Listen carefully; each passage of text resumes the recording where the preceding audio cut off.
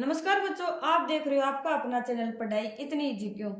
आज की क्लास में हम प्रश्नावली 3.3 के दूसरे सवाल के 5वें पार्ट को सोल्व करेंगे। इसी के साथ अपनी प्रश्नावली 3 है वो कंप्लीट हो जाएगी। चलिए देखते हैं 5वां पार्ट। किराए पर पुस्तक देने वाले किसी पुस्तकालय का प्रथम 3 दिनों का एक नियत किराया है, उसके बाद प्रत्येक अतिरिक्त दिन का किराया अलग है। ठीक है, यानी पुस्तकालय से अगर हम पुस्तकों को क्या करें, किराए पर लेंगे तो पहले 3 दिन तो क्या लगेगा, एक फिक्स किराया लगेगा। ठीक है, उसके बाद में अगर हम 3 दिन से ज्यादा लेंगे तो हमें एक दिन का अलग किराया अलग से देना पड़ेगा। ठीक है, सीता ने 7 दिनों तक एक पुस्तक रखने के लिए 27 रुपए अदा किए, जबकि सुशी ने एक पुस्तक 5 दिनों तक रखने के लिए 21 रुपए अदा किए। नियत किराया तथा प्रत्येक अतिरिक्त दिन का किराया ज्ञात कीजिए। निकालना क्या है, नियत किराया और प्रत्येक अतिरिक्त दिन का किराया। सबसे पहले तो क्या करेंगे, माना नियत किराया। नियत किराया कितना मान लो, x रुपए मान लो, और फिर प्रत्येक अतिरिक्त दिन का किराया, प्रत्येक अतिरिक्त दिन का किराया कितना मान लो, y रुपए मान लो। ठीक है, सबसे पहले तो क्या करो, सीता के लिए देखते हैं। सीता ने 7 दिनों तक एक पुस्तक रखी, यानी 7 दिनों तक रखी तो 3 दिन तो उसे फिक्स किराया यानी x रुपए लगेगा। ठीक है, बाकी जो 4 दिन बचे हैं उसके लिए दो किराया अलग से लगेगा। और कितना रुपए हुए, 27 रुपए अदा किए उसने। तो सीता द्वारा 7 दिनों का किराया अदा किया गया, कितना, 27 रुपए। 7 दिनों का किराया को कैसे बांटेंगे, 3 दिन के लिए तो x रुपए लगते हैं। ठीक है, फिक्स है ये। बाकी कितने बचे, 4 दिन बचे। 4 दिन में एक दिन का किराया कितना है, y रुपए है, यानी 4 को y से गुणा करेंगे तो 4 दिनों का किराया आ जाएगा। और ये कितना है, 3 दिनों का किराया। 4 दिन का किराया और 3 दिन का किराया कितना बन गया, 7 दिन का किराया, यानी 27 रुपए कुल है। ये अपनी समीकरण नंबर 2 आ गई।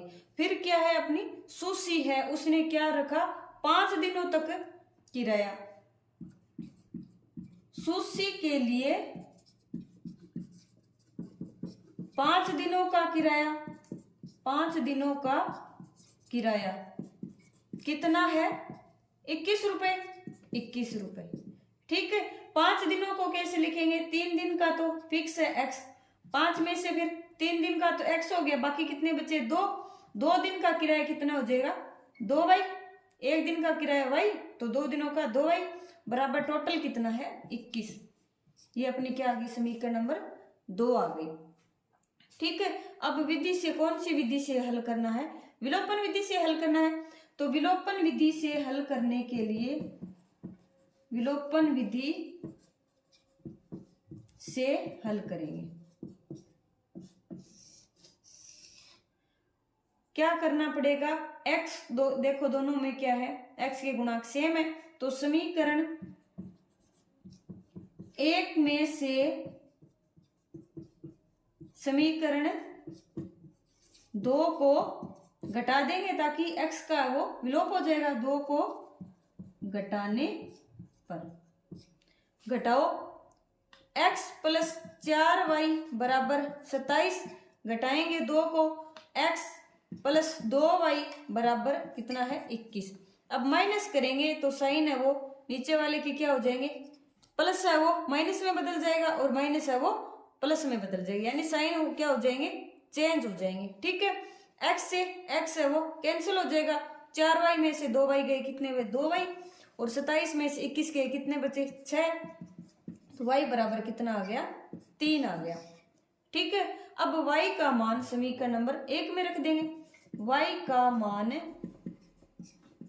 समीकरण 1 में रखने पर। एक है क्या, x प्लस 4y बराबर 27, x 4 और y का मान 3 बराबर 27, x प्लस 4 3 12 बराबर 27, x बराबर कितना आ जाएगा, 27 में से 12 को माइनस किया, कितना आया, x बराबर 15 आ गया। ठीक है, यानी x का मान तो क्या आ गया 15 और y का मान है वो 3 आ गया, यानी x है क्या, नियत किराया।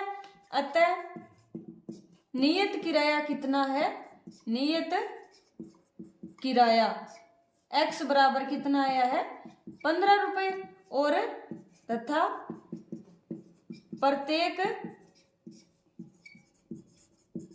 अतिरिक्त दिन का किराया कितना आया है 3 रुपए। ठीक है, इसी के साथ अपनी प्रश्नावली 3.3 है वो कंप्लीट होती है। आज की क्लास आपको कैसी लगी कमेंट करके जरूर बताइए। अगर पसंद आई है तो चैनल को लाइक शेयर एंड सब्सक्राइब करें। तब तक के लिए पढ़ते रहिए, बढ़ते रहिए और पढ़ाई को इजी बनाते रहिए।